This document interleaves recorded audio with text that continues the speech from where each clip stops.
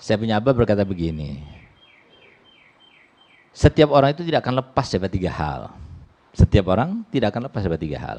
Siapapun dia, ya, mau dari bangsawan, mau dari pengusaha, mau dari seorang ulama, pokoknya siapapun yang pernah hidup tidak akan lepas dari tiga hal.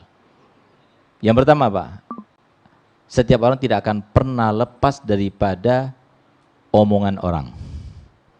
Selama hidup, nggak bakal lepas. Kita akan diomongin orang. Nah, kita gimana meresponnya? Habibullah Haddad mengatakan, man balan nas mata waman. Yang peduli terus kepada omongan orang, matinya sumpek. Mau mati sumpek, nggak usah pikirin. Emang kita digaji berapa sama orang itu? Emang kita digaji berapa sama tetangga itu? Emang kalau kita itu tidak diomongkan orang, kita mati? Emang kalau kita itu mengenyangkan mereka sesuai dengan harapan mereka, maka kita tidak akan bahagia? Enggak menentukan apa-apa sama sekali. Kita tidak digaji oleh mereka. Nah, jadi oleh karena itu, maka enggak usah pedulikan. Yang penting saya tidak melanggar perintahnya Allah. Yang penting saya tidak bermaksiat. Yang penting saya tidak melakukan haram. Itu saja sudah. Selebih depan Allah. Udah, selesai. Saya mau menikahkan, tapi saya cukupnya uang hanya untuk mengundang 10 orang. Undang 10 orang. Nah, makanya beruntung yang kawin sekarang. Karena apa? Karena berbarengan dengan prokes pemerintah. Gitu loh. Sehingga dengan prokes itu akhirnya jadi kita hemat. Nggak banyak orang kita undang. Gitu loh. Alhamdulillah ini Ustaz Basri ini 2 minggu mau undang. Nah, jadi alhamdulillah masih pandemi gitu ya. Justru dia bilang, ya Allah semoga masih pandemi sampai saya menikahkan gitu ya. Karena Pak hemat kalau menikah sekarang, jadi paketnya paket hemat gitu. Nah, tapi yang datang juga sedikit, jadi bubuhannya juga sedikit. Nah, jadi seperti itu para hadirin yang dimuliakan Allah Ta'ala. Ayo sama-sama kita ikuti ajaran Nabi Muhammad, pasti senang hidupnya, bahagia hidupnya.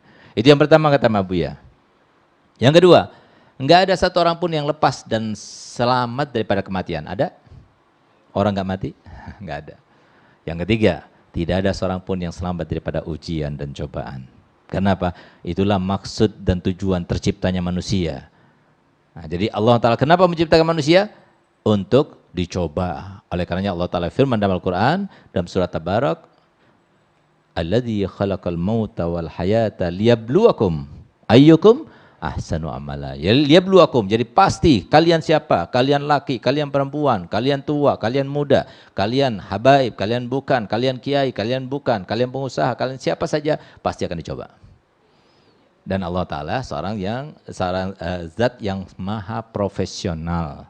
Allah Ta'ala tidak pernah memberikan sebuah cobaan yang kita tidak mampu untuk melaksanakannya. Tidak, sesuai dengan porsinya. Sehingga pantas kalau Nabi Muhammad SAW kemudian bersabda, aksarun nasi asyadun nasi balaan al-anbiya. Summal ulama, summal amsal fal amsal. Jadi paling beratnya cobaan siapa? Justru para nabi. Kemudian para ulama. Jadi sesuai dengan porsinya maksudnya. Nah, oleh karena kalau dicoba, berarti apa? Cepat-cepat kembali kepada Allah. Karena cobaan itu supaya kita ingat pada Allah.